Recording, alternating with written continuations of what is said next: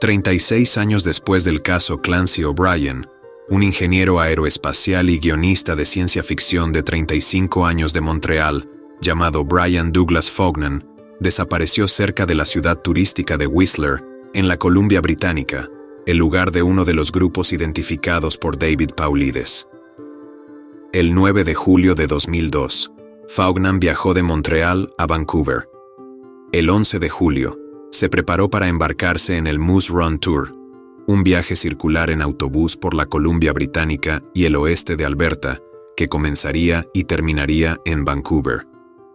El viaje de ida y vuelta lo realizaba una empresa llamada Bigfoot Adventure Tours, un nombre que Paulides consideró intrigante a la luz de los acontecimientos que siguieron. Antes de subir al autobús, Fognan visitó la Mountain Equipment Co-op de Vancouver, donde preguntó a un empleado sobre buenos destinos para practicar senderismo y escalada en la zona de Whistler. El empleado le recomendó Rainbow Mountain, un pico que domina el extremo oriental de la ciudad. La primera etapa del viaje de ida y vuelta, al que se comprometió Fognan, llevó a los turistas por la autopista Sea to Sky Highway hasta Whistler. Por el camino, Fognan habló de rutas de senderismo con el guía turístico. El ingeniero, de 35 años, era un excursionista y alpinista experimentado, e informó al operador turístico de que pensaba hacer algo de senderismo durante su estancia en Whistler. El montrealés parecía especialmente interesado en la excursión de 9 horas y media a Rainbow Mountain, de la que ya había hablado con el empleado de MEC. El autobús turístico llegó a Whistler ese día, y Fognan alquiló una cama en un albergue juvenil ya desaparecido llamado Shoestring Lodge. A las 9:57 de la mañana siguiente, Fognan abandonó el albergue, dejando atrás su pasaporte, su tienda de campaña y su saco de dormir, e informó a uno de sus compañeros de habitación de que iba a escalar un pico y que tal vez no regresaría hasta el día siguiente.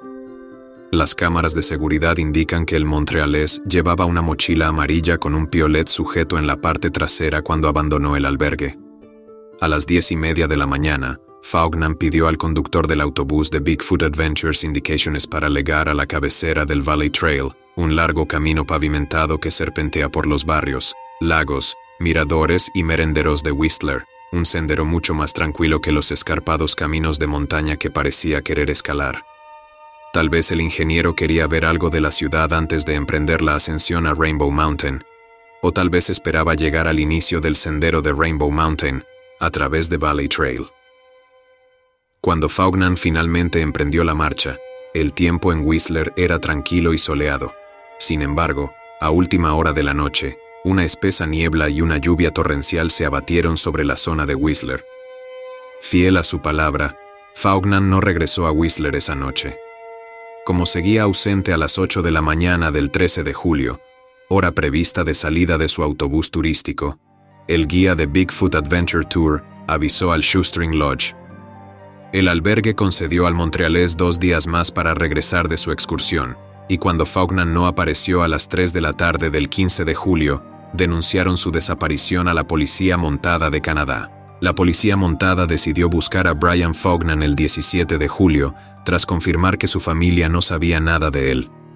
El viernes 19 de julio, un equipo de búsqueda y rescate, obstaculizado por el mal tiempo que azotaba la región sin tregua desde el 12 de julio, empezó a peinar los páramos y laderas que rodean el pueblo.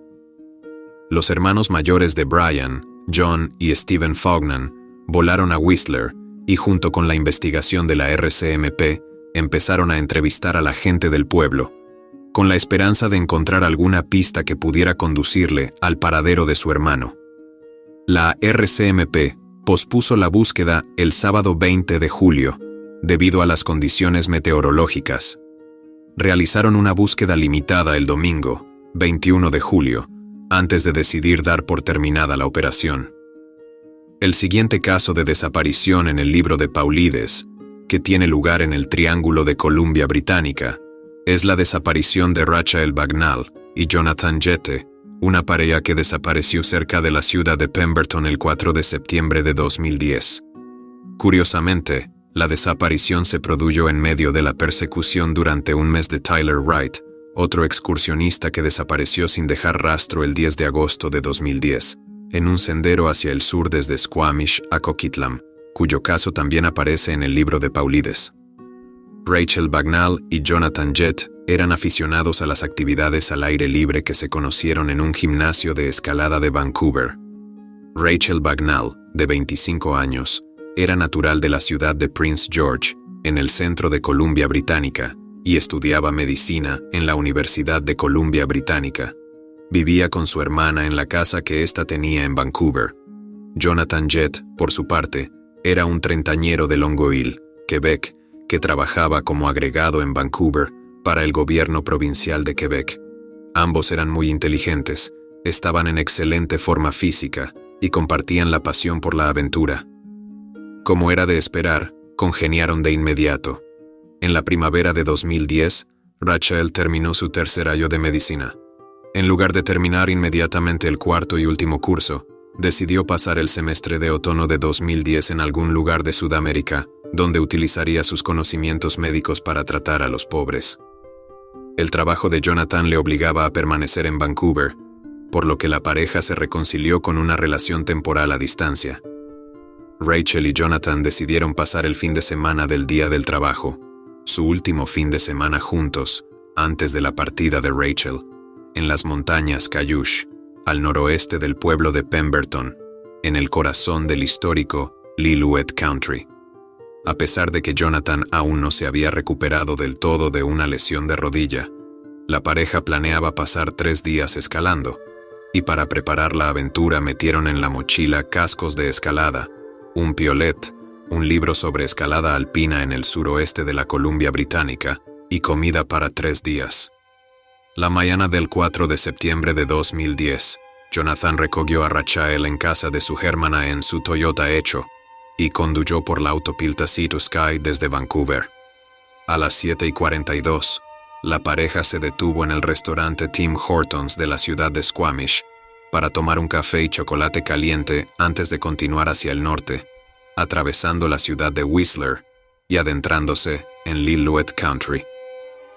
Después de conducir unos 15 minutos más allá del pueblo de Pemberton, giraron a la izquierda y se dirigieron al inicio del sendero del lago Valentine, en la base sur de la montaña Saxifrage, aparcando el coche cerca de una remota subdivisión de la Primera Nación de Lillooet, junto a un oscuro camino forestal llamado Spetch Creek Forest Service Road. Desde allí, la pareja se apeó presumiblemente del vehículo y emprendió una caminata de 5 horas hasta el lago Valentine, una pequeña masa de agua en forma de corazón, enclavada en el recodo de la montaña Saxifrage y el pico Casiope, y un campamento base natural desde el que podían iniciar sus excursiones de escalada previstas. El largo fin de semana transcurrió sin que hubiera comunicación entre la pareja y sus familias. Cuando Rachel no regresó a Vancouver el martes, como estaba previsto, su hermana se alarmó. Al día siguiente, alertó a la policía montada. 2 días después, la policía montada encargada de investigar la desaparición descubrió el vehículo de Jonathan aparcado a 1 kilómetro de la carretera forestal de Spetch Creek. En los portavasos, se veían claramente 2 tazas de café Tim Horton vacías. En el interior del vehículo se encontró el teléfono móvil de Jonathan, pero faltaba el equipo de acampada de la pareja. Una búsqueda preliminar alrededor del vehículo y por el sendero hasta el lago Valentine arrojó pocas pistas sobre el paradero de la pareja desaparecida. El propio lago Valentine, un pintoresco escondite rodeado de laderas cubiertas de hierba y cantos rodados y bosques subalpinos, tampoco mostraba signos de actividad humana reciente. La policía recuperó un par de gafas de sol de mujer cerca del lago Valentine, pero más tarde se demostró que pertenecían a una excursionista que las había perdido ese mismo año. En correspondencia privada con el investigador principal de la operación, el sargento Steve Leclerc, del destacamento de Whistler-Pemberton de la Policía Montada de Canadá, David Paulides se enteró de que la policía montada no había encontrado los utensilios de cocina de la pareja ni ninguno de sus antiguos campamentos durante la búsqueda. Con la esperanza de seguir el rastro de la pareja en las montañas, la RCMP llevó sabuesos al lugar del vehículo abandonado. Extrañamente, los perros rastreadores no detectaron ningún olor, La policía montada hizo un llamamiento a los voluntarios, y en poco tiempo, decenas de equipos de búsqueda y rescate de Pemberton, Whistler, la isla de Vancouver y la parte baja del valle de Fraser rastrearon las montañas de Cayoche en busca de cualquier rastro de los excursionistas desaparecidos. La lluvia y la nubosidad dificultaron en un principio la búsqueda, pero 3 helicópteros acabaron surcando los cielos para complementarla.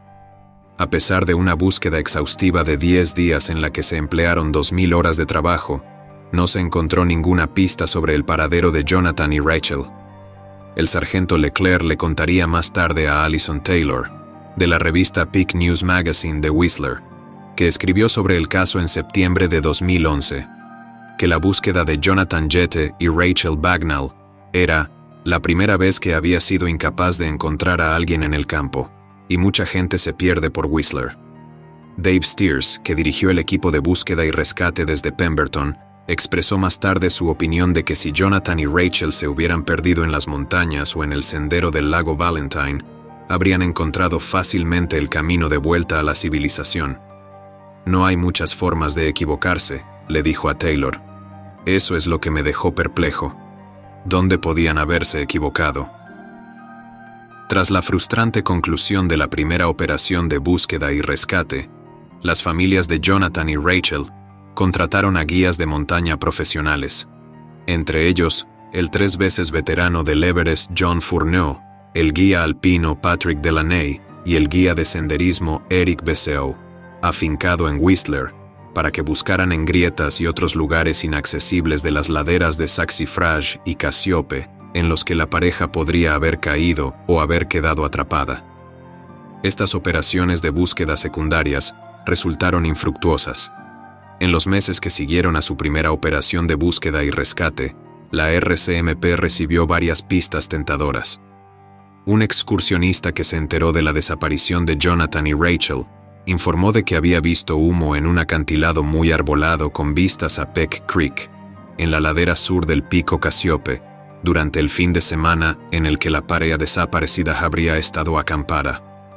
La policía siguió esta posible pista, pero no encontró nada de interés. En diciembre de 2010, un indio de Lillooet, de la comunidad nativa de Mount Currie, situada a unos 8 kilómetros al suroeste de Valentine Lake, salió a cortar leña cuando observó una actividad inusual de aves, quizá una profusión anormal de cuervos u otras aves carroñeras, en Casiope Peak. Tras esperar a que se despejara la nieve, un equipo de la RCMP investigó el lugar de la actividad y no encontró nada de interés. En 2011, la familia de Rachel Bagnall erigió una cruz de madera a orillas del lago Valentine, en memoria de la pareja desaparecida. La familia de Jonathan Jette nunca ha perdido la esperanza de que su hijo y su novia sean encontrados, de una forma u otra, aunque algunos de ellos sospechan que la pareja fue víctima de un juego sucio. Cada otoño, el hermano pequeño de Jonathan, Miguel, y su padre, Jean-Guy, viajan desde su casa en Montreal, Quebec, para ir de excursión a las montañas en las que desaparecieron Jonathan y Rachel. La madre de Jonathan, Lise Grenier, mantiene y publica regularmente en Facebook una página dedicada a la búsqueda de la pareja desaparecida, en la que relata los esfuerzos de búsqueda en curso y comparte cualquier novedad sobre el caso. Lise, que visitó el lugar de la desaparición en el verano de 2011, declaró que sintió la presencia de Jonathan en la carretera en la que estaba aparcado su coche, pero no en Valentine Lake, y expresó su creencia de que lo que les ocurriera a Jonathan y Rachel sucedió al principio o al final de su viaje. Tanto la RCMP, que actuó bajo la dirección del sargento Steve Leclerc hasta su jubilación en junio de 2016, como miembros de la Primera Nación local de Lillooet, siguen buscando de vez en cuando a los excursionistas desaparecidos.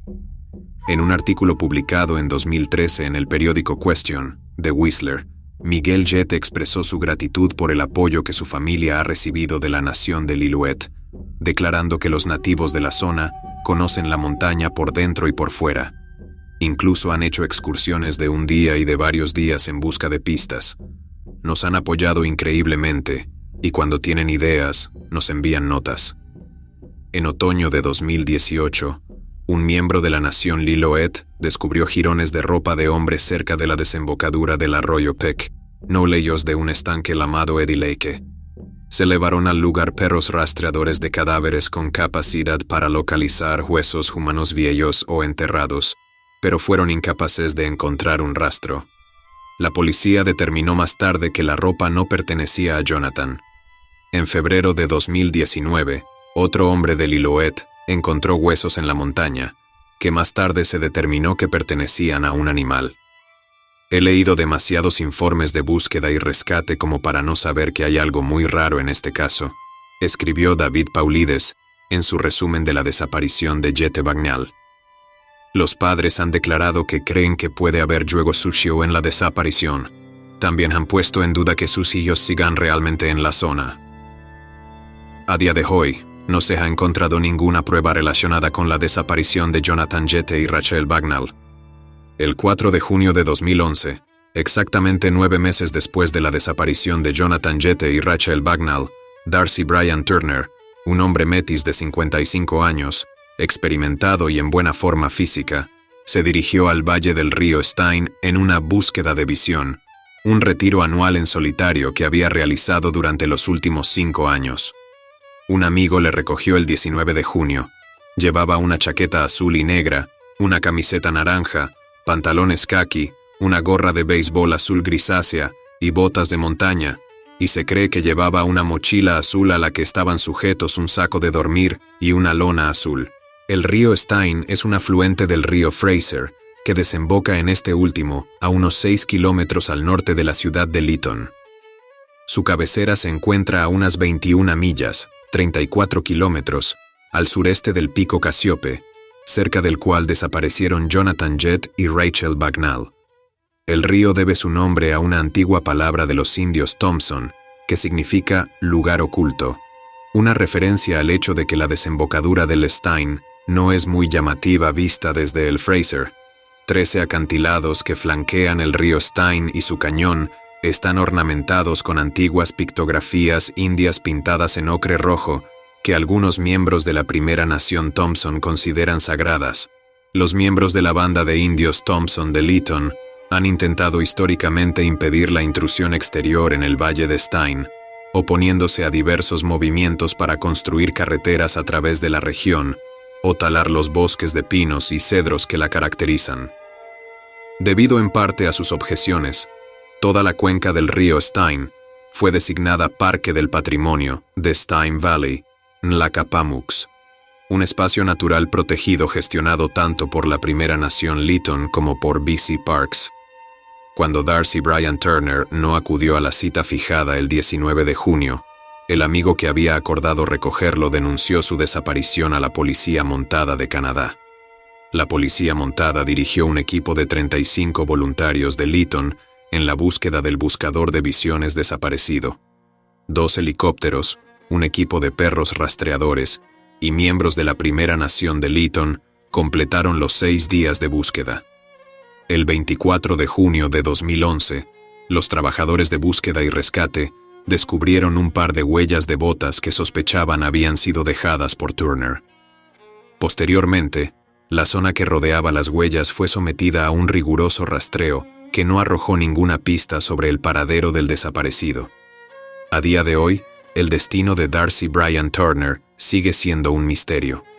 El siguiente caso del libro de Paulides que tiene lugar en el Triángulo de Columbia Británica es el de David Christian, un viajero irlandés que desapareció en la ciudad turística de Whistler el 17 de marzo de 2012. Todos los que conocían a David Christian, de 27 años, lo describían como una persona excepcionalmente amable y alegre. Varios artículos de periódicos, revistas y blogs describieron a este trotamundos de 1,90 metros y 80 kilos de peso como un gigante amable. En 2008, el extrovertido irlandés había terminado su licenciatura en bioinformática, un campo de estudio que implica el análisis informático y la interpretación de grandes y complejos conjuntos de datos biológicos. En junio se trasladó de Dublín a Toronto, Ontario, con su íntimo amigo Matt Walsh. Tras unos años en Hogtown, los amigos se trasladaron a Whistler, Columbia Británica, donde encontraron puestos directivos en la estación de esquí Whistler Blackcomb.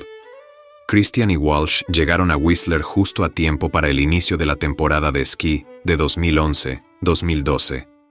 La noche del sábado 17 de marzo de 2012, cuando la temporada de esquí empezaba a declinar, David Christian y algunos de sus amigos fueron a comer y a tomar algo al Merlin's Bar and Grill, situado en la base de Blackcomb Mountain, en el Upper Village de Whistler.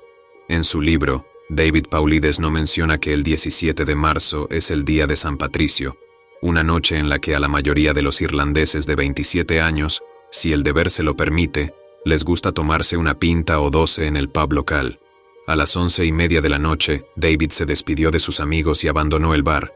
Según Paulides, que probablemente obtuvo esta información de un artículo de la revista Pique de Whistler, el irlandés planeaba volar a Vancouver a la mañana siguiente para asistir a la misa dominical. Se trata de una alegación curiosa. Suponiendo que Christian fuera católico, como la mayoría de los dublineses religiosos, podría haber asistido a misa católica en Whistler o en la cercana Squamish. Tal vez, para un irlandés patriótico como David Christian, la fiesta del patrón de Irlanda justificaba un viaje a la iglesia de San Patricio de Vancouver o a la magnífica catedral del Santo Rosario. A las 2:30 de la madrugada, Christian envió un mensaje de texto a uno de sus amigos. Nunca se ha revelado el contenido del texto, aunque la policía ha afirmado que indica que Christian seguía vivo en el momento en que se envió el mensaje. David Christian no llegó a ir a misa como había planeado, y se denunció su desaparición el lunes por la mañana, cuando no se presentó a trabajar. La RPMC de Whistler utilizó perros rastreadores, helicópteros, voluntarios de búsqueda y rescate, y la patrulla de esquí de Whistler Blackcomb en la búsqueda del irlandés desaparecido, dirigida por el mismo sargento Steve Leclerc, que se ocupó del caso Jette Bagnall. Aunque la operación de búsqueda y rescate continuó durante el lunes, el martes y el miércoles, fue un golfista ajeno a la operación quien descubrió el primer rastro de David Christian. El miércoles por la tarde, el deportista anónimo encontró los zapatos azules de patinador del irlandés en el 15º green del Fairmont Chateau Whistler Golf Club, un campo situado a 2 minutos en coche de Blackcomb Way, el lujoso hotel de 5 estrellas que le da nombre. El 15º green del campo se encuentra cerca del borde de un estanque llamado Lost Lake, del que está separado por unos 240 metros de bosque. El golfista informó a la policía, y el equipo de búsqueda y rescate dirigió su atención hacia el campo de golf. A unos 240 metros al sur de los zapatos, la policía descubrió el cuerpo sin vida de Christian, flotando boca abajo en el arroyo Horstman. No parecía haber indicios de juego sucio. La autopsia posterior determinó que el joven de 27 años había muerto probablemente de hipotermia.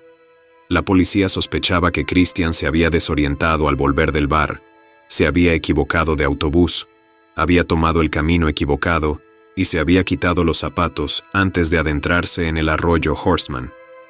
Aunque Paulides afirmó no haber encontrado ningún artículo que describa los resultados toxicológicos de la autopsia, 2 artículos del blog Footprints at the River's Edge y de la revista Pique News Magazine de Whistler, respectivamente, afirman que el informe del forense consideró la intoxicación aguda por alcohol un factor que contribuyó a la muerte de Christian. El viernes 5 de junio de 2015, Sackjit Sagu, 20añero de Surrey, Columbia Británica, que acababa de graduarse en la escuela secundaria de Ember Creek, condujo hacia el este con unos amigos por el valle de Fraser y se adentró en el parque provincial del lago Chilliwack. Los amigos planeaban pasar el día recorriendo el sendero Lindeman Greendrop, un recorrido de 3,5 kilómetros de dificultad moderada, a través de un bosque antiguo de cedros, abetos y cicutas. El sendero comienza junto a un aparcamiento de la carretera del lago Chilliwack y sigue un arroyo llamado Post Creek en dirección norte hasta el hermoso lago Lindeman, de color turquesa. Quienes deseen una caminata más rigurosa pueden seguir la extensión de 6 kilómetros del sendero hasta el lago Greendrop. Sagu decidió correr delante de sus amigos por el sendero. Cuando sus amigos llegaron al lago Lindeman, el 20añero no aparecía por ninguna parte. Los compañeros de Sagu buscaron a su amigo desaparecido por los alrededores del lago y por el sendero que salía del aparcamiento, pero no encontraron rastro de él. Continuaron su búsqueda hasta las 4 de la madrugada, sin querer abandonar la zona sin Sagu y sin poder pedir ayuda debido a la escasa cobertura de los teléfonos móviles en esa parte de las montañas Cheam. Al amanecer, los amigos encontraron a otro excursionista y le informaron de su situación. El hombre volvió a su vehículo y condujo hasta que tuvo cobertura, tras lo cual informó de la desaparición de Sagu a la Policía Montada de Canadá. Un equipo de búsqueda y rescate de la cercana ciudad de Chilliwack llegó al lago Lindeman a las pocas horas y buscó en la zona hasta el anochecer. El portavoz del equipo, Doug Fraser, hizo varias apariciones en televisión en las que expresó su asombro por el hecho de que su equipo aún no hubiera encontrado al excursionista desaparecido. Un artículo de CBC, British Columbia, por ejemplo, le citaba diciendo: «Todo esto era muy extraño. Normalmente cuando nos llaman de esta zona, en 1 o 2 horas hemos localizado al excursionista desaparecido. Es muy difícil perderse en esta zona. Es un sendero bien señalizado y trillado, por el que transitan muchos excursionistas, así que es muy extraño que nadie haya visto a esta persona». La búsqueda se reanudó a la mañana siguiente, reforzada posteriormente por un helicóptero de la RPMC. A las 2 de la tarde, mientras sobrevolaba el sendero que va del lago Lindeman al lago Greendrop, el piloto del helicóptero divisó un cuerpo humano inanimado tendido en un pedregal a bastante distancia del sendero. El cuerpo resultó ser el cadáver de Sukhjit Sagu, según un artículo publicado en el número de 7 de junio de 2015 del Vancity Buzz de Vancouver. Por el momento no se ha dado a conocer la causa de la muerte, pero las circunstancias de la desaparición se han considerado muy inusuales, ya que fue encontrado lejos del punto de encuentro con sus amigos, lejos del lago y de cualquier sendero. En un artículo publicado el 7 de junio de 2015 por la CBC, se cita a Doug Fraser diciendo: «Fue muy extraño y difícil de explicar por qué acabó donde acabó». El artículo continuaba afirmando que el campo de rocas en el que se descubrió el cuerpo de Sagu se encuentra a una altitud significativamente superior a la del lago Lindeman, y subrayaba que estaba a bastante distancia del sendero. Más tarde expresó su opinión de que las lesiones de Sagu parecían compatibles con una caída, pero no estaba seguro de si el excursionista había caído desde un acantilado que domina el extenso campo de rocas, o si había resbalado y caído por el propio campo de rocas. En su capítulo sobre el caso de Sukhjit Sagu, Paulides escribió: «Busqué durante horas si el Servicio Forense de Columbia Británica había publicado alguna vez la causa de la muerte. No pude localizarla. De hecho, en el boletín informativo del 8 de junio de 2015 del Servicio Forense de Columbia Británica, la representante Liana Wright escribió que Sukhjit Sagu, de 20 años, murió tras sufrir una caída accidental mientras hacía senderismo. El breve informe también incluía la críptica frase: «El Servicio Forense de BC sigue investigando esta muerte». La oficina aún no ha publicado ningún informe de seguimiento. En un comentario sobre el caso de Sukhjit Sagu, Paulides escribió: «Recibo miles de correos electrónicos al año.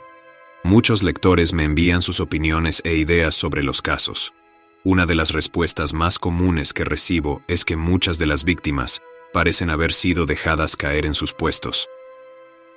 En su introducción a la desaparición de Deanna Wertz, la siguiente persona que se esfumó misteriosamente en el Triángulo de Columbia Británica, David Paulides, confesó que estuvo a punto de descartar el caso por su posible asociación con las desapariciones contemporáneas de otras 2 mujeres del mismo minúsculo rincón de la meseta interior, una de las cuales vivía en la misma carretera rural que Wertz. La policía montada declaró que los casos no estaban relacionados, escribió, y parece que están tratando los otros 2 casos como delitos y el de Wertz como una persona desaparecida. Deanna Wertz, de 46 años, vivía con su marido en Yankee Flats Road, una carretera rural al sur de la ciudad de Salmon Arm. Tenía ascendencia alemana y de las Primeras Naciones. Esto es importante para nuestra investigación, escribió Paulides sobre la herencia de Wertz, ya que parece que desaparece un número inusualmente elevado de alemanes. A mediados de julio de 2016, se decía que Diana Wertz estaba de buen humor. Según su hermana, Dawn Kyle, que habló con ella por teléfono el 18 de julio, estaba bien, estupenda, feliz. Hablábamos de vernos pronto. Otra de sus hermanas, llamada Alana Wertz, había hablado igualmente con ella varios días antes. Estábamos haciendo planes para una visita, dijo. Parecía contenta y quería conocer a sus sobrinas. La mañana del 19 de julio de 2016, mientras se preparaba para salir a trabajar, el marido de Diana preguntó a su mujer qué iba a hacer ese día. Diana contestó que planeaba dar un largo paseo por el bosque que había detrás de su casa, uno de sus pasatiempos favoritos. Después de que su marido saliera de casa, Diana habló por teléfono con algunos amigos y les confirmó su plan de ir de excursión a las colinas más tarde ese mismo día. Cuando terminó su turno, el señor Wertz volvió a casa y fue recibido en la puerta por el perro de la familia. Diana no aparecía por ninguna parte. El señor Wertz sintió inmediatamente la sensación visceral de que algo iba mal, pero le preocupó menos la ausencia de su mujer que la presencia del perro. Aunque no era raro que Diana se pasara todo el día de excursión, solía llevar a su perro consigo en sus excursiones por el campo.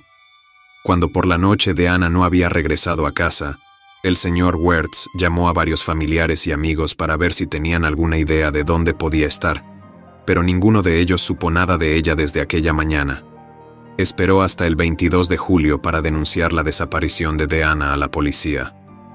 La policía montada lanzó una enorme búsqueda de Diana durante 7 días, empleando equipos de tierra azar, vehículos todoterreno, perros de servicio de la RCMP, helicópteros y drones en su examen y reexamen de 8 kilómetros cuadrados de terreno salvaje detrás de la residencia de los Wertz.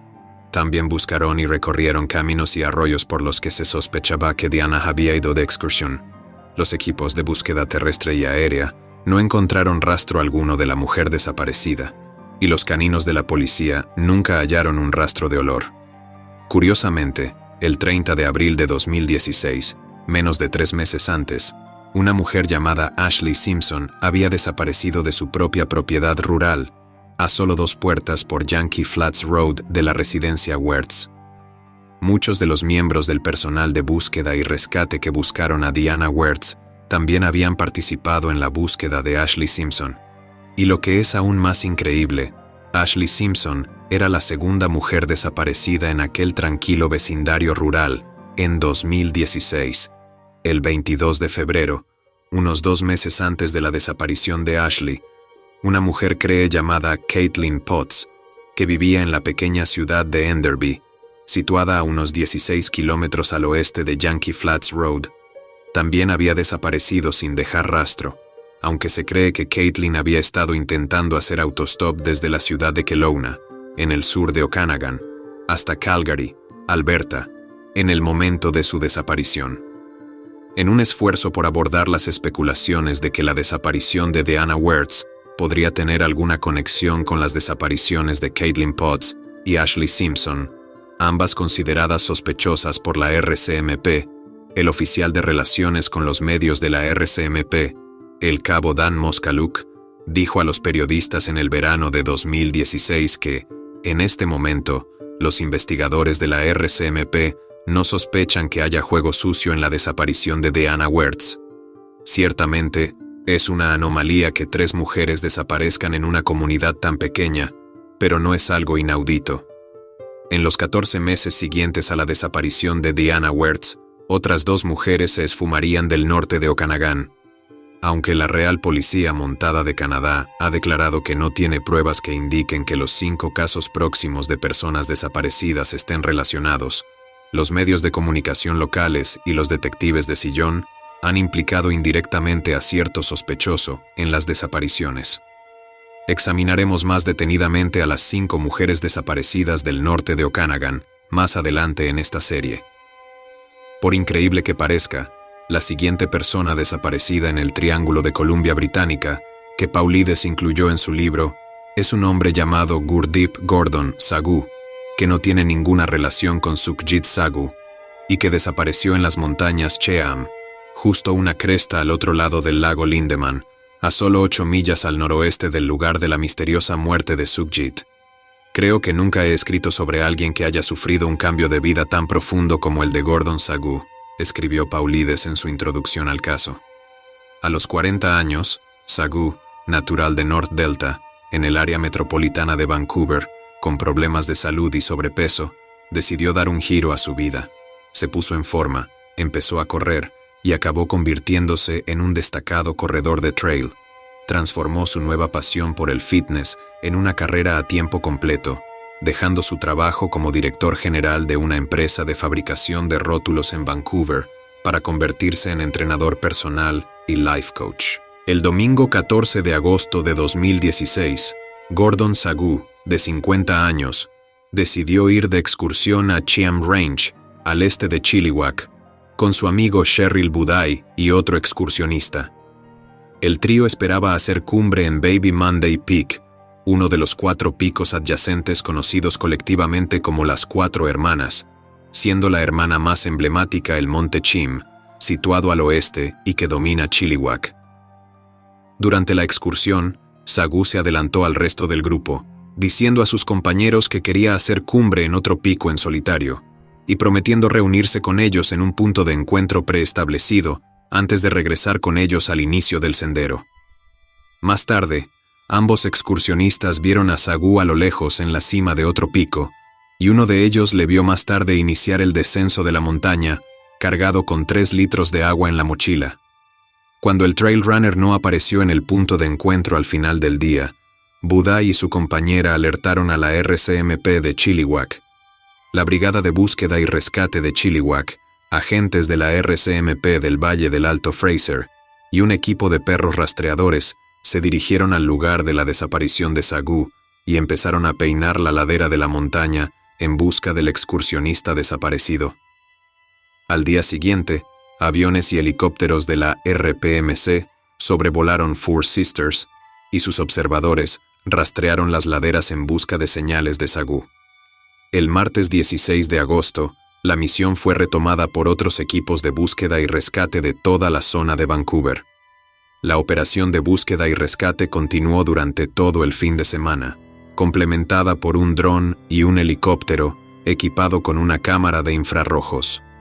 Las imágenes tomadas por las cámaras instaladas en estos aparatos aéreos se revisaron con diligencia durante todo el fin de semana, pero no se encontraron pruebas visuales del excursionista desaparecido ni una firma térmica que indicara su presencia. La Unidad de Búsqueda y Rescate de Chilliwack declaró en un comunicado de prensa que la búsqueda había sido exhaustiva. La familia de Gordon Sagoo expresó igualmente su admiración por el trabajo del equipo, afirmando que sus valientes e incansables esfuerzos han sido nada menos que notables. El lunes 22 de agosto, 8 días después de la desaparición de Sagoo, la RCMP decidió reducir la búsqueda. Impávida, la familia del excursionista desaparecido empezó a recaudar dinero a través de una campaña de crowdfunding con la que planeaban contratar guías de montaña privados para continuar la búsqueda del senderista perdido. A pesar de sus esfuerzos posteriores, nunca se ha encontrado rastro alguno de Gordon Sagoo, y su destino final sigue siendo un misterio. Cuando se repasan los hechos de este caso, escribió Paulides en un resumen de la desaparición de Sagoo, se dan los elementos clásicos. Gordon está bien hasta que se produce un punto de separación entre él y sus amigos. Ocurrió algo muy inusual que quizá nunca lleguemos a comprender. La última persona desaparecida en el Triángulo de Columbia Británica de la lista de David Paulides es Alison Leanne Raspa, una australiana de 25 años que abandonó Perth en mayo de 2017 para aceptar un trabajo en el Westin Resort and Spa, un hotel de lujo en Whistler Upper Village. La noche del jueves 22 de noviembre de 2017, Raspa fue a tomar unas copas con unos amigos al Three Below Restaurant and Lounge en el centro de Whistler. A las 11:30 de la noche, tras unas horas de tertulia, Raspa decidió marcharse a casa. Según Paulides, sus amigos dijeron más tarde a la policía que no estaba ebria en el momento de marcharse. Raspa cogió un autobús que la dejó en el cruce de Lake Placid Road y la autopista Sea to Sky Highway, en un barrio llamado Whistler Creek, situado a unos 5 kilómetros al suroeste del bar. Varias horas después, a la 1:15 de la madrugada, Raspa envió un mensaje de texto a una amiga en el que declaraba que se había perdido. La temperatura en Whistler a esa hora de la noche era de unos 6 a 8 grados centígrados, o 43 a 46 grados Fahrenheit. Cuando Allison Raspa no se presentó a trabajar el viernes por la mañana, sus amigos fueron a su habitación a ver cómo estaba. Al descubrir que no estaba, denunciaron su desaparición a la policía montada local. La policía montada rastreó el teléfono móvil de Raspa y lo encontró tirado en Alpha Lake Park, una pequeña zona verde y playa junto al lago situada a una manzana al suroeste del último paradero conocido de la desaparecida, al borde del bosque. La policía buscó en los alrededores de Alpha Lake una pequeña masa de agua de menos de media milla de largo y alrededor de 1/10 milla de ancho, en cuya orilla noreste se encuentra Alpha Lake Park, y encontró la mochila y la cartera de la australiana en un campo que bordea su orilla norte. Esa misma mañana, según supo más tarde la policía, un transeúnte había encontrado la chaqueta de Allison tirada en el mismo campo en el que se hallaron la cartera y la mochila. Teniendo en cuenta que Raspa parecía haberse deshecho de su ropa y accesorios la noche de su desaparición, la policía montada de Canadá teorizó que la joven de 25 años había sufrido hipotermia, un peligroso descenso de la temperatura corporal que puede causar desorientación y confusión. Las personas que sufren hipotermia de moderada a grave a veces se desnudan, invadidas por una paradójica sensación de calor extremo. Sospechando que una raspa hipotérmica podía haberse adentrado en el lago Alpha en su delirio, la policía buscó a fondo en el agua, empleando tanto buzos como escáneres de sonar en su esfuerzo por localizar y recuperar su cuerpo. La operación resultó infructuosa. Además de buscar en el lago, la RPMC dirigió una operación masiva de búsqueda y rescate en toda la zona salvaje circundante. Cientos de peatones voluntarios y un helicóptero rastrearon los bosques cercanos y las inmediaciones del lago Alpha durante 2 semanas, pero no pudieron encontrar rastro alguno de la australiana desaparecida. La madre y el hermano de Raspa, que habían volado desde Australia para colaborar en la operación, siguieron buscando a Allison mucho después de que la RCMP diera por terminada la búsqueda. Sus esfuerzos también fueron en vano. Tras semanas de búsqueda, regresaron a Perth con las manos vacías. La noche del viernes 16 de marzo de 2018, casi 4 meses después de la desaparición de Raspa, un vecino de la zona se topó con el cadáver medio congelado de la joven de 25 años, flotando en el agua en la orilla norte del lago Alpha, una zona que la RPMC había registrado a fondo. Britt Hill, amigo de Raspa, declaró en una entrevista a los medios de comunicación tras este extraño suceso: "Todavía estoy tratando de entenderlo y no tiene sentido". En un comentario sobre el caso, David Paulides escribió: "Uno de los puntos críticos del perfil que he documentado cientos de veces es el hallazgo de cadáveres en un lugar que ha sido previamente registrado. Nunca he alegado que los equipos SAR no hubieran hecho un trabajo minucioso, sino todo lo contrario. Todo indica que el cuerpo nunca estuvo en el lugar cuando los buscadores estaban buscando. En mis otros libros se han encontrado cadáveres en lugares en los que se había buscado docenas de veces". Paulides también señaló que, en muchos de los casos que ha documentado, entre ellos el de Allison Raspa, así como la desaparición de Jonathan Jett y Rachel Bagnall, las víctimas dejaron atrás sus teléfonos móviles, lo que sugiere que es casi como si necesitaran separarse de la capacidad de rastreo del teléfono. En marzo de 2020, un año después de la publicación del libro de Paulides, Heidi Havdale, de la Oficina Forense de Columbia Británica, publicó un informe en el que expresaba su opinión de que Raspa probablemente tenía intención de acabar con su vida la noche del 23 de noviembre de 2017, citando varias fuentes, algunas de ellas discutiblemente débiles y poco convincentes, para apoyar su afirmación. La madre y el hermano de Allison, que fueron entrevistados en Whistler en 2017, habían dicho a los periodistas que los compañeros de trabajo de Allison les habían informado de que la joven de 25 años estaba disgustada por algo relacionado con el trabajo el día de su desaparición. Los testigos que vieron a Raspa en el bar la noche del 23 de noviembre recordaron haberla visto llorosa y angustiada. Una empleada del Three Below Restaurant and Lounge dijo a la policía que Raspa había llegado sola al establecimiento y se quejó ante ella de que no tenía amigos en Whistler y su novio se había marchado y vuelto a Australia. La policía revisó los mensajes de texto que envió el día de su desaparición y opinó que apoyan sentimientos de abatimiento. Por último, un análisis toxicológico del cuerpo de Raspa halló concentraciones elevadas, pero no letales de alcohol y medicamentos para el resfriado en el organismo de la joven de 25 años. Según Highdale, es razonable suponer que Raspa, tras perderse, se sacó la cartera y el teléfono móvil de los bolsillos y se metió intencionadamente en el parque Alpha Lake para morir de hipotermia. En opinión de este autor, al menos, el análisis de Highdale dista mucho de ser concluyente. Sea como fuere, es posible que nunca se conozca con absoluta certeza la verdadera naturaleza de la muerte de Allison Raspa. No todas las desapariciones en el Triángulo de la Columbia Británica que coinciden con los puntos del perfil de Paulides son totalmente inexplicables. La pequeña Betty Jean Masters, por ejemplo, que desapareció de Red Lake en el verano de 1960, podría haber sido llevada por un puma. El trágico caso de David Christian es casi con toda seguridad el de un joven que se pasó de fiesta el día de San Patricio, se perdió de camino a casa y murió de hipotermia. Allison Raspa, en un arrebato de pasión, pudo darse un chapuzón fatal en el gélido lago Alpha.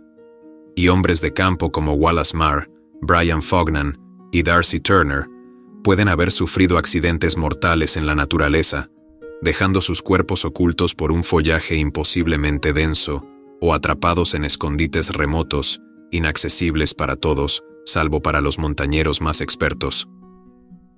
Sin embargo, algunos de los casos documentados por Paulides son realmente desconcertantes. Las únicas explicaciones remotamente racionales de la desaparición de Clancy O'Brien, por ejemplo, teniendo en cuenta la lejanía del lugar en el que desapareció, son que el niño de 9 años fue víctima de algún depredador natural que se llevó su cuerpo a kilómetros de distancia, sin dejar pruebas visuales ni olfativas de su ataque y progresión por la naturaleza. O que los cientos de buscadores que recorrieron la naturaleza del Lago Verde durante semanas tras su desaparición no encontraron sus restos. Del mismo modo, las únicas explicaciones remotamente razonables de la desaparición de Jonathan Jette y Rachael Bagnall, teniendo en cuenta la minuciosidad de las operaciones de búsqueda y rescate que engendró su desaparición, son que la pareja yace sepultada bajo un hipotético desprendimiento de rocas, de cuya existencia no existen pruebas físicas ni espectatoriales, o que fueron secuestrados o asesinados de una manera tan limpia y profesional que su agresor no dejó ninguna prueba de su crimen. Para estos casos desconcertantes para los que ninguna explicación convencional parece satisfactoria, no nos queda más remedio que buscar respuestas en lo no convencional. Como se mencionó en la primera parte de esta serie, todas las desapariciones del Triángulo de Columbia Británica se produjeron en el territorio tradicional de las primeras naciones Thompson, Lillooet y Shuswap, todas ellas tribus Salish del interior. Curiosamente, estos tres grupos etnoculturales, que han vivido en el interior de Columbia Británica durante incontables generaciones, y conocen su tierra ancestral tan bien como cualquier hombre conoce su propio patio trasero, comparten una serie de inquietantes leyendas que ofrecen escalofriantes explicaciones a las inusuales muertes y desapariciones que a veces se producen en sus territorios.